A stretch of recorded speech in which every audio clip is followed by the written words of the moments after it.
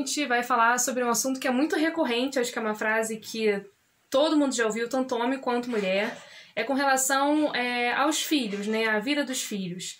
Quando alguma coisa dá errado na vida das crianças, as pessoas falam, a culpa é da mãe, né? Quando a criança faz uma coisa errada, sempre a mãe tem culpa com relação à vida das crianças. De fato, sob o olhar da psicanálise, a culpa é sempre da mãe? Não. De forma nenhuma. Veja bem. Em que pese o fato da mãe ou da fêmea ter a maior responsabilidade pela criança, é uma coisa natural. Quem que amamenta? No mundo animal, um mamífero sem a mãe não sobrevive. Mas como o ser humano não tem nada de natural, desenvolveu tanta tecnologia que hoje um bebê tranquilamente sobrevive sem a mãe, Sim. sem amamentação. Mas na nossa sociedade ainda pesa o fato de que a mãe é quem é a cuidadora da criança. Isso está mudando, e vai mudar mais, mas ainda é a realidade. A maioria, né? A maioria ainda é a realidade, a mãe que cuida. Tá? Mas veja só, também para a forma com que a sociedade é estruturada, essa relação familiar, ela tem que ser triangular. Mãe, pai e a criança. Ou algo parecido. Uhum. Tá? Mas triangular. Tá? Criança e outros dois. Outros dois, homem e mulher. Tanto faz, mas tem que ser triangular. Por quê? Porque a nossa sociedade ela é regulada pela interdição à relação dessa mãe com filho. Da mãe com filho.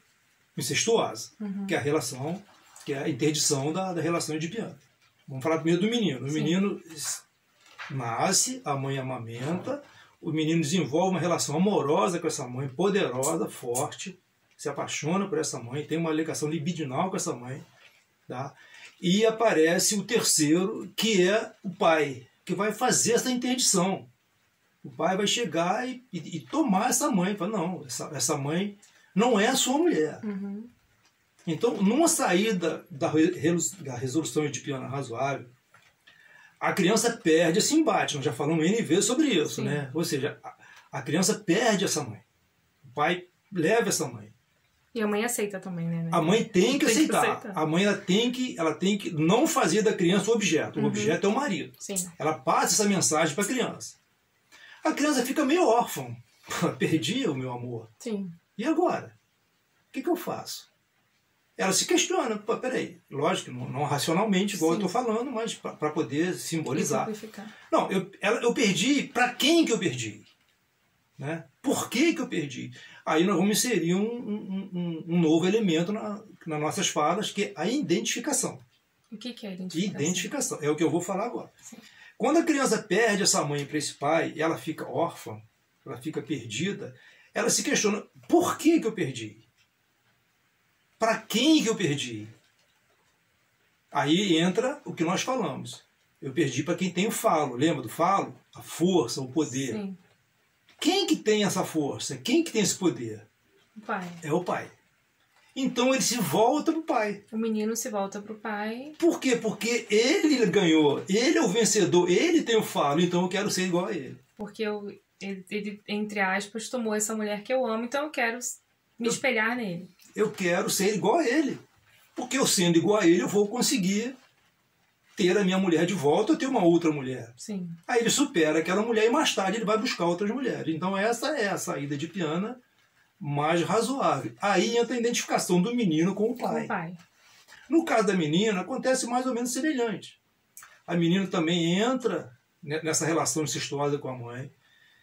Quando ela percebe que essa mãe é castrada, lembra da castração? Sim, lembro. Né? Ela fala, pô, ela se volta para o pai. Porque é o pai que tem o falo. Uhum. O pai que não é castrado. Mas essa relação com o pai também é interditada. A mãe entra nesse negócio. Uhum. E fala, não, esse homem é meu. Não é o seu. Ela também fica perdida.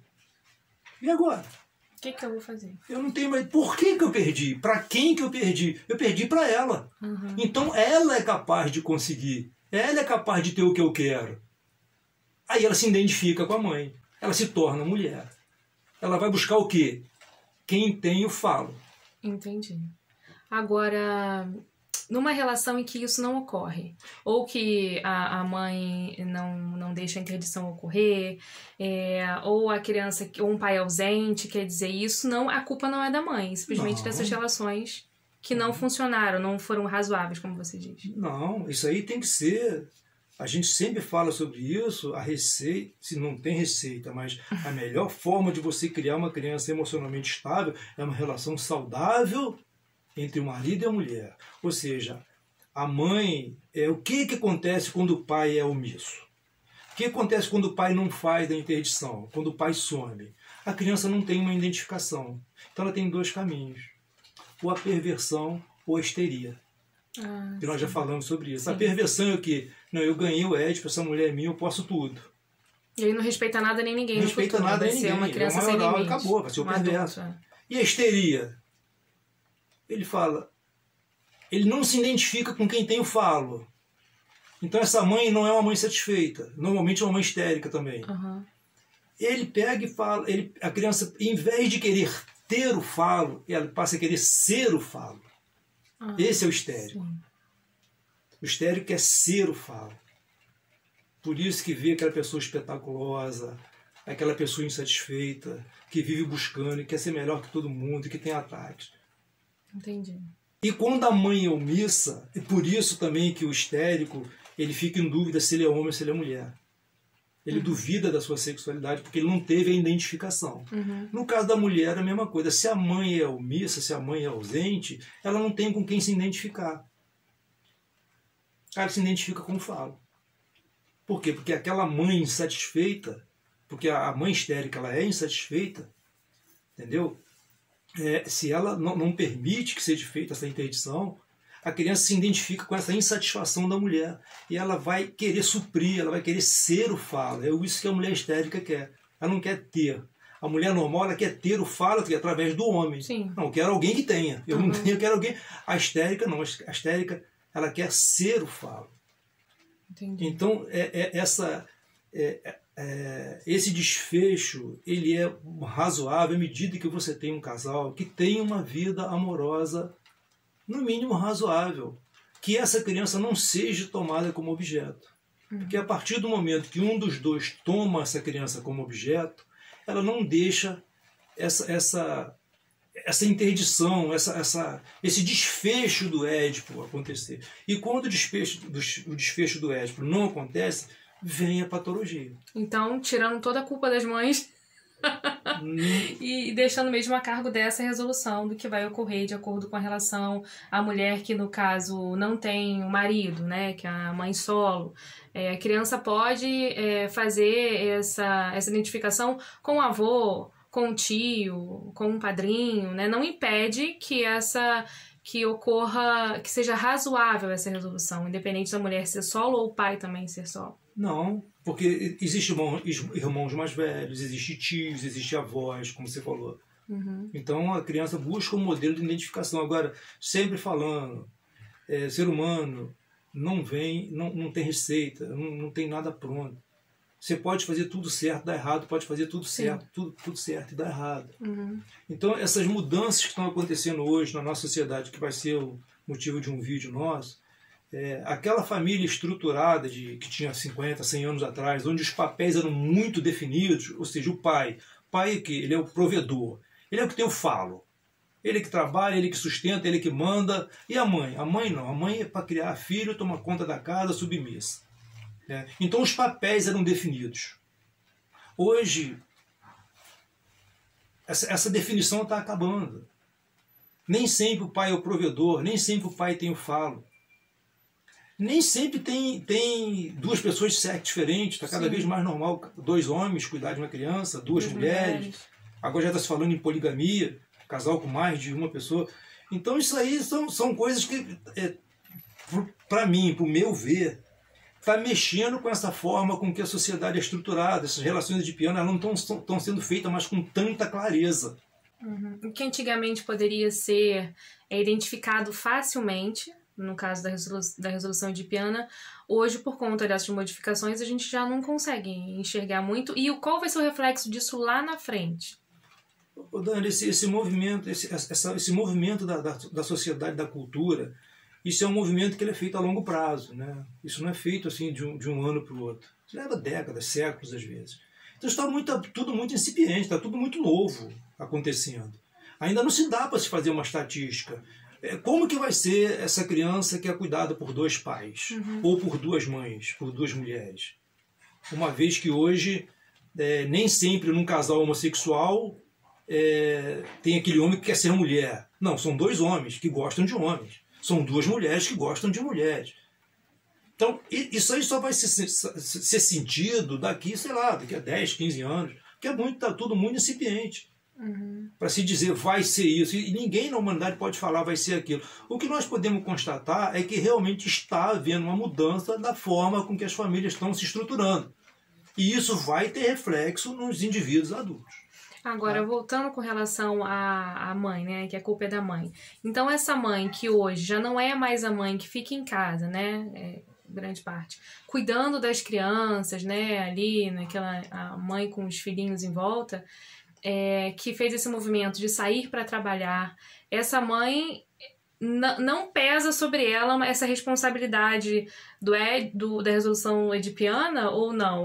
Porque ela pode ser uma mãe, querendo dizer, que trabalha, faz as coisas dela e mesmo assim interditar essa criança com relação ao marido, ou essa mãe que sai de casa, fica trabalha o dia todo fora, isso faz falta lá na frente para essa resolução edipiana? Dani, é comprovado que não é o volume de tempo que a mãe passa com a criança, e sim a qualidade. Então, se essa mãe for capaz de fazer uma maternagem, principalmente nos primeiros meses, no primeiro ano de vida, se ela conseguir fazer essa maternagem, desenvolver esse laço, não vai ser essa ausência para trabalhar que vai impedir isso. A criança vai desenvolver esse laço com a mãe. Essa omissão, ela se dá, inclusive, com mãe muito presente. A mãe está ali o dia inteiro, o tempo todo, tá? E ela, ao mesmo tempo, ela é ausente. Entendi. E essa omissão se dá também quando a mãe toma essa criança como objeto, que para mim é o pior que pode acontecer. É o pai ou a mãe tomar essa criança como objeto. Então essa mãe que está ali o tempo todo em casa, que não sai para trabalhar, que não estuda, que não faz nada, mas é uma mulher extremamente infeliz, é uma mulher descontente, insatisfeita, ela não vai fazer uma maternagem com os filhos. Muitas vezes ela pega esse filho como objeto e não permite que a interdição seja feita. Ou ela está presente, mas abandona. Deixa que o pai faça esse papel, que acontece isso também, tá? Sim. Existe famílias onde o pai faz, inclusive, a parte da mãe. Então, é como a gente sempre fala nos nossos vídeos, a gente repete, né? Ser pai em dose certa, ser mãe em dose certa, ter uma vida pelo menos razoavelmente satisfatória, né? Tendo em vista hoje que a mulher já não quer mais esse papel de ficar o tempo todo, mas não, eu vou trabalhar, mas vou ser mãe. O meu objeto não é a criança, é o meu marido. E o marido é a mesma coisa. O meu objeto é a minha mulher. Então, uma relação estável, né? Onde haja harmonia, onde haja amor, eu acho isso importantíssimo, onde as pessoas se amem, onde as pessoas aceitam as mudanças que o tempo vai causar nessa relação, em que o amor ele se modifica, mas não diminui. Entende?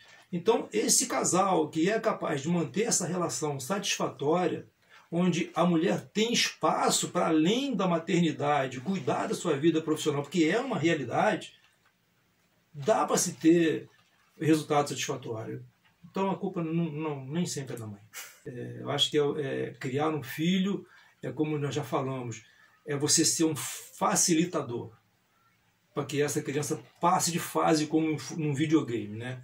Ou seja, você tem que passar de fase. Então você tem que estar ali para facilitar que essa criança vá passando de fase.